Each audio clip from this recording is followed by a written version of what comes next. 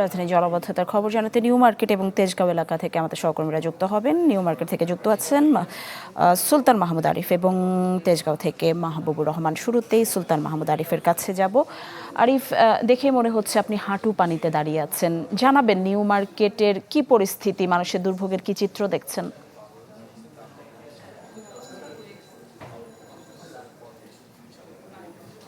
New মার্কেটের আজিমপুরের যে সড়কটি, আমি বর্তমানে সেই সড়কটিতে দাঁড়িয়ে আছি। আমরা সকাল থেকে বিভিন্ন জায়গায় আমরা ঘুরেছি, কোথাও হাঁটু সমান, হাঁটুর উপরে পানি দেখেছি।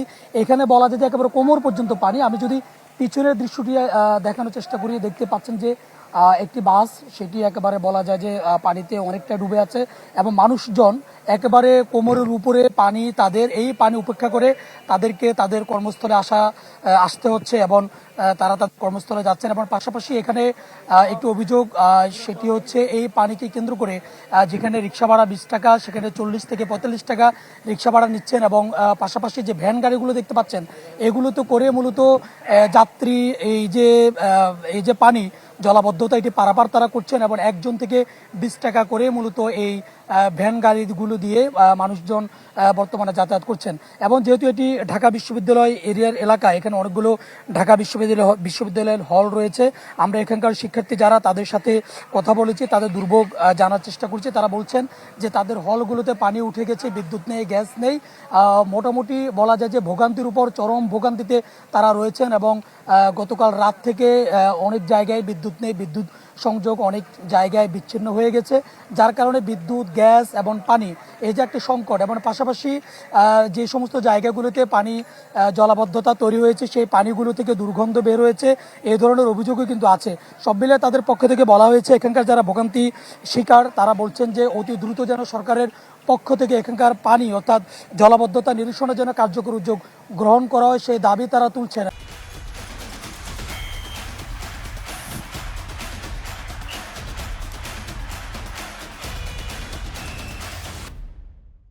এবং তারা বলছেন সেটি যেন খুব অল্প সময়ের ভিতরে হয়। তবে এখন বলা যায় যে সকাল থেকে অনেকটাই বৃষ্টি হলেও কিছুটা এখন বলা যায় যে বৃষ্টি নেই। তবে ছোট ছোট ফোঁটা পড়লেও কিন্তু ওইভাবে বৃষ্টি এখন অনেকটাই কমেছে। তবে জলাবদ্ধতা, পানি এখান থেকে নিষ্কাশনের যে ব্যবস্থা, সেটি না থাকার কারণে পানি জমে আছে।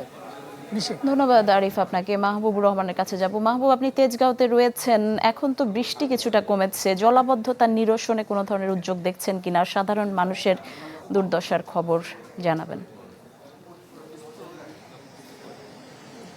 সকাল থেকেই আমরা রাজধানীর বিভিন্ন পয়েন্টে যেই বৃষ্টির কারণে সৃষ্ট যে জলাবদ্ধতা, সেই জলাবদ্ধতার চিত্র আমরা দেখাচ্ছিলাম। তারই ধারাবাহিকতা এই মুহূর্তে আমরা রাজধানীর যেই জায়গাটি দাঁড়িয়ে আছি, এটি তেজগাঁও এলাকা। এবং এখানে আমরা দেখতে পাচ্ছি, আমাদের সামনে যেই চিত্রটা আমরা দেখতে পাচ্ছি, এটি আসলে চরম পর্যায়ে ভোগান্তির।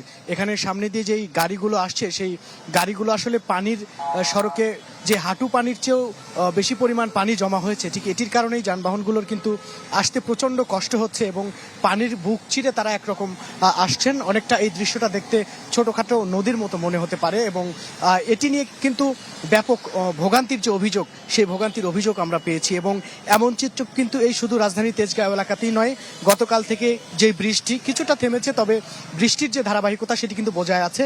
এবং এই পর্যন্ত কিন্তু এখন পর্যন্ত আমরা যেই ফোঁটা ফোঁটা বৃষ্টি, সেটি কিন্তু এখনো পড়ছে।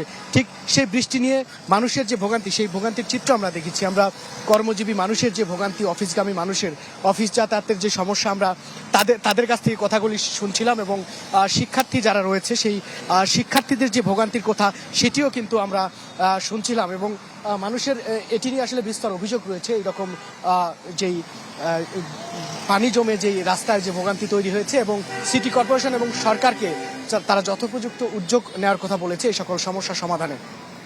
ধন্যবাদ মাহবুব আপনাকে। আমরা দেখতে পাচ্ছি গাজীপুর থেকে রফিকুল ইসলাম খান আমাদের সাথে যুক্ত হয়েছেন। রফিক, জানাবেন গাজীপুরের মহাসড়ক পরিস্থিতি কি?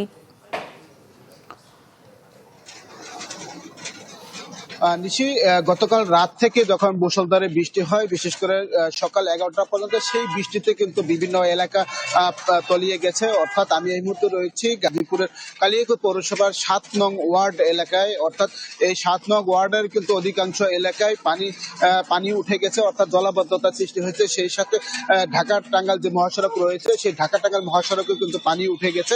আমরা বেশ কিছু লোকজনের সাথে কথা বলেছি, তারা যেটি বলছেন, গতকাল রাতে যখন মুষলধারে বৃষ্টি হয় সেই সময় থেকে কিন্তু পানি কোনো নিষ্কাশনের ব্যবস্থা না থাকায় অনেকের বাড়ি ঘরে আসলে ভেতরে পানি উঠে গেছে, অনেকের ঘরের ভেতরে কমন পানি পর্যন্ত উঠে গেছে, এবং যে সমস্ত বাড়িতে আসবাবপত্র এমনকি ইলেকট্রনিক্স পণ্য ছিল সবই কিন্তু নষ্ট হয়ে গেছে। এবং তারা যেটি বলছেন, যে সমস্ত ড্রেনেজ ব্যবস্থা ছিল সেই ড্রেন দিয়ে কিন্তু পানি প্রভাবিত হচ্ছে না। পানি না যাওয়ার কারণে মূলত এই জলাবদ্ধতার সৃষ্টি হয়েছে। পৌরসভা থেকে যেটি বলছেন, তারা কিন্তু গতকাল যখন বৃষ্টি হয়েছে সকাল থেকে তাদের যে লোকজন আছে তারা পানি নিষ্কাশনের জন্য কাজ করে যাচ্ছে। মূলত আগে যেই স্থান দিয়ে পানি প্রবাহিত হতো, অর্থাৎ যে আনসার একাডেমি রয়েছে শফিপুরে, সেই আনসার একাডেমির সামনে দিয়ে মূলত একটি কালভার্ট ছিল, সেই কালভার্টের সামনে সম্প্রতি মাটি ফেলে ভরাট করা হয়েছে। এইসব কারণে আসলে জলাবদ্ধতার সৃষ্টি হয়েছে, সেটি নাগরিকরা দাবি করছেন। তাছাড়া দীর্ঘদিন ধরে কিন্তু যে সমস্ত পৌরসভার ড্রেনগুলো রয়েছে, সেই ড্রেনগুলো পরিষ্কার না করার কারণে আসলে এই সমস্ত সৃষ্টি হয়েছে। তবে